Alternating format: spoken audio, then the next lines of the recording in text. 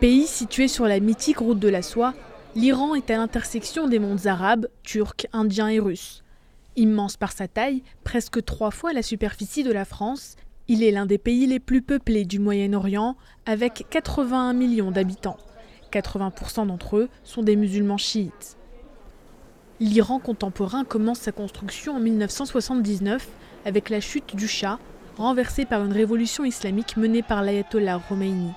Dès lors, le pays adopte un système politique religieux.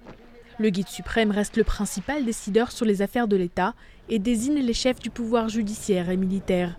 Il s'agit aujourd'hui d'Ali Khamenei. Nommé à vie par l'Assemblée des experts, il tire sa légitimité de son prestige religieux.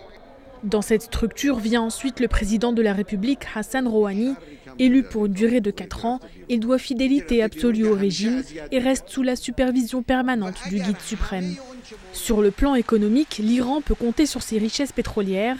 Il dispose de 10% des réserves mondiales et figure au 7e rang des exportateurs de pétrole. Mais les sanctions imposées par la communauté internationale ont pesé sur l'économie du pays. Avec un taux de chômage qui frôle les 25%, l'Iran espérait beaucoup de la levée des sanctions. Téhéran avait tablé sur 50 milliards de dollars d'investissement en 2016, il n'en a eu que 3,7.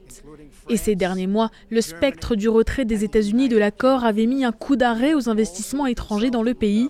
Et avec le retrait effectif et les sanctions à effet immédiat, la situation ne devrait pas s'arranger.